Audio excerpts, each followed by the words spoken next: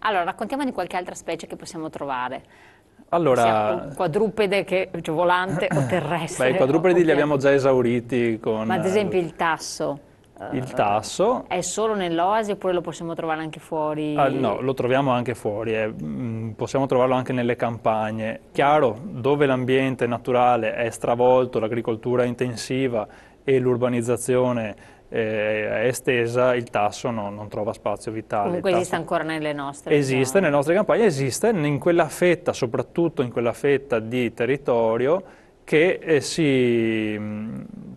che si propende verso la laguna, perché è un territorio che bene o male tra le aziende faunistico-venatorie, le valli da pesca e l'oasi di Valle Averto, sono territori che comunque sono riusciti a tenere fuori l'urbanizzazione e a fare comunque un po' di Ecco, per conservazione. capire, per dare una spiegazione ulteriore, l'oasi, un'oasi del WWF, poi ce ne sono anche altre, c'è Valle Vecchia, se non sbaglio, ce ne sono diverse, Beh, sì. ma sono recintate e quindi le specie in qualche modo sono tutelate, eccetera, oppure sono come un po', sappiamo, la savana, no? Che va perdendosi, o altri, o parchi naturali, tutti i parchi che abbiamo, il Parco delle Dolomiti non ha una recinzione, si entra automaticamente nel parco, il Parco regionale Colli Euganei si è nel parco, come La recinzione non è condizione indispensabile e necessaria, anche perché gli animali della recinzione non è che si trovano davanti a barriere insormontabili. Il tasso, ci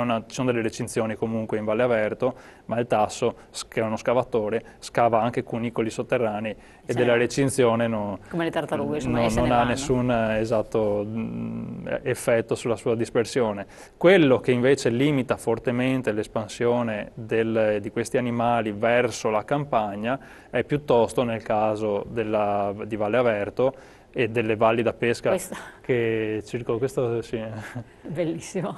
E nel caso, non so, sì, vabbè. No, non È si vede un po' bene. strano come È tasso. preso è preso da davanti Sì, sì, Sì, comunque sì, no? ci è assomiglia. lui. Quello che davvero limita e crea una barriera ecologica per gli animali terrestri che si vorrebbero disperdere verso la campagna è la strada Se no, infatti statale stavo romea. pensando proprio alle strade, quelle sono, Spesso tra l'altro, una strada purtroppo di forte sì, percorrenza e e rischiosa. senza alcun dispositivo di deterrenza o di agevolazione del passaggio della fauna selvatica, Come avviene in come altre situazioni. avviene, come dovrebbe essere d'obbligo, per esempio nelle autostrade o nelle grandi vie di comunicazione. Sottopassi o sovrappassi Sì, ma Sovrappassi e sottopassi all'estero ci per la sono, tra fauna. l'altro, quindi sono... E purtroppo capita spesso di trovare lungo la strada statale romea tassi morti, Poveretti, volpi morte, cani, gatti e d'altro. anche Ecco, uccelli, perché anche gli uccelli rapaci notturni, sono i capita rapaci anche infatti, notturni. è anche forse diurni. questo che si vede Questo è meglio. un bel tasso, questo sì assolutamente è un bel Che tasso. dimensioni hanno? Il tasso è tra i mustelidi è tra i più grandi ed è un animale che supera i 10 kg, Beh, 10-12 insomma, kg. Poi è bella. simpatico perché ha un'andatura ballonzolante, tutta un po' goffa, sembra molto goffo. In realtà è molto agile e nei cunicoli sotterranei lui riesce a Veloce. muoversi con un'agilità incredibile. Cioè a vederlo sembra una palla di grasso e pelo, in realtà è molto agile.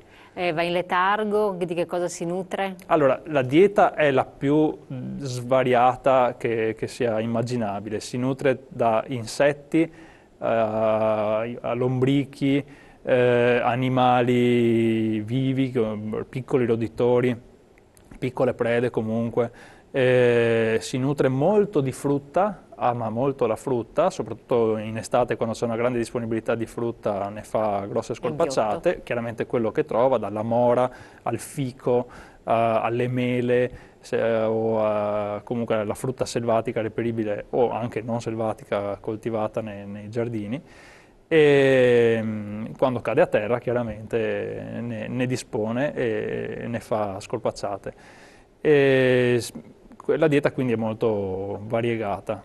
Fa in inverno, trascorre un periodo che non so se sia proprio definibile come letargo, ma comunque di quiescenza, e e comunque è attivo, scava delle tane sotterranee. Tra l'altro è un animale molto pulito perché le tane le tiene davvero in ordine e mantiene le camere pulite e non fa i propri bisogni all'interno della tana, li fa solo fuori.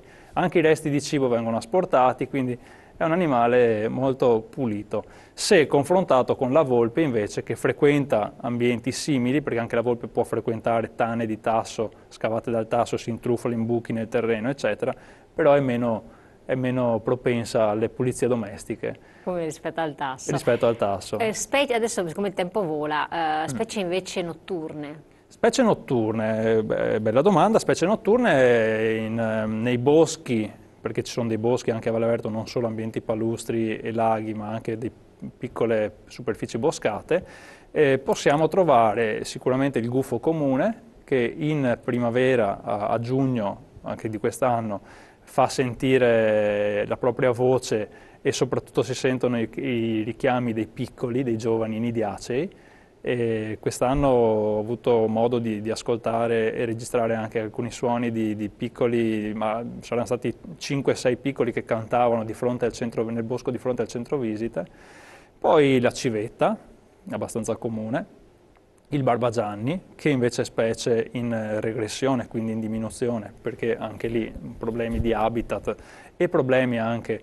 Questo? Questo sembra piuttosto un... La foto è splendida, cioè una bella, non è un barbagianni sicuramente, potrebbe essere un gufo di palude. Comunque è bellissima questa... Sì, è un gufo. Quindi il barbagianni appunto che soffre, e l'allocco anche, che soffrono spesso della mancanza di disponibilità di cibo dovuta alla derattizzazione. Un allocco o un barbagianni sono animali che mangiano roditori. I roditori, se sono avvelenati, chiaramente, o non ne trovano più in ambiente, o peggio ancora, quando si cibano di un animale che ha del veleno in corpo, chiaramente crea dei danni anche all'uccello predatore.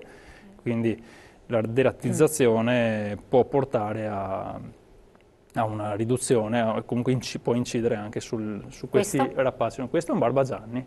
Bellissimo. Sì, si possono vedere, si riescono a vedere o c'è difficoltà o ci vuole occhio? Essendo notturni, vederli è difficile. Facciamo delle attività che aiutano a capirne i versi, facciamo le serate all'ascolto dei rapaci notturni in cui stimoliamo il richiamo attraverso una tecnica che è chiamata playback e emettendo dei versi registrati in periodo riproduttivo i rapaci possono rispondere, se vogliono chiaramente. Solitamente quando si è in un territorio controllato da una coppia di rapaci notturni e si immette un richiamo che non è loro, questi per reazione rispondono per scacciare l'intruso. Di giorno si riescono a vedere? I rapaci notturni. Esatto, facciamo il barbagianni può capitare, della situazione. allora, delle situazioni particolari che ci sono in Valle Averto. Mi viene in mente a qualche dormitorio, qualche posatoio, diciamo, posti dove il gufo comune va a rifugiarsi durante il giorno. E questo avviene di solito nei canali molto stretti, con molta vegetazione, e quindi anche spesso difficili anche da individuare e da raggiungere. E stanno a volte anche a decine lì, se ne stanno lì fermi tutto il giorno.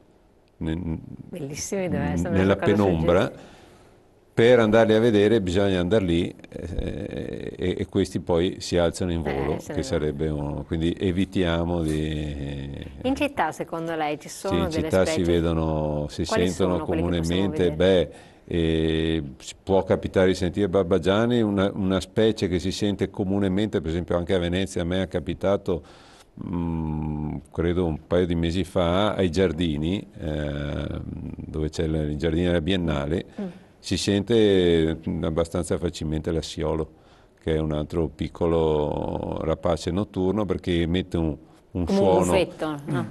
È un piccolo, è più simile a una civetta, molto piccolo, piccolina. Ed emette un verso. Io sentivo due animali che si chiamavano da una parte all'altra. Ovviamente questo un orecchio esperto lo avverte. Esperto, basta saper riconoscere il verso, ecco perché è importante anche queste serate che facciamo in Valle Averto, perché poi uno associa, riesce a memorizzare quel suono, magari lo può sentire anche sì, vicino a casa sua, perché comunemente lo si può trovare. la civetta è un'altra specie molto Un orecchio frequente. esperto solitamente appunto riconosce l'assiolo, invece un profano chiama la protezione civile e dice oh, c'è un allarme che continua a suonare e non mi lascia dormire tutta la notte, perché il verso dell'assiolo è costante e regolare e va avanti può andare avanti per ore, e ogni 2 secondi fa un richiamo e sembra un allarme che non si riesce a spegnere. Mamma mia. Il verso è definito il Q ed è descritto anche in una poesia di Carducci, se non sbaglio, il Q. Capito, O bellissimo. Pascoli, non mi ricordo.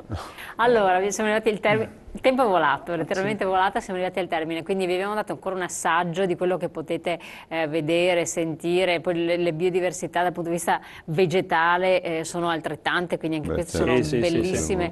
Vedere anche per i bambini, vedete le mie spalle perché sono molto sensibili. E per gli anatidi che in inverno frequentano abbondanti i laghi, ecco, non abbiamo parlato di anatre, ma ci sono diverse specie, molte per specie. gli appassionati, esatto, può essere anche questa una bella scoperta, quindi è una pluristagionalità, insomma, non si ferma con l'estate ma continua magari in autunno e in inverno.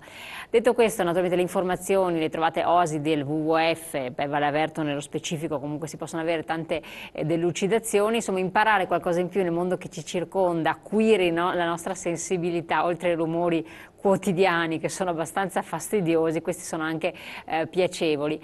E può essere un'alternativa per un fine settimana diverso, insomma, per staccare dalla realtà. Io ringrazio i nostri ospiti di averci raggiunto, vi lascio correre alle vostre occupazioni verdi, tra virgolette, e voi telespettatori appuntamento come sempre, a domani, grazie. Grazie.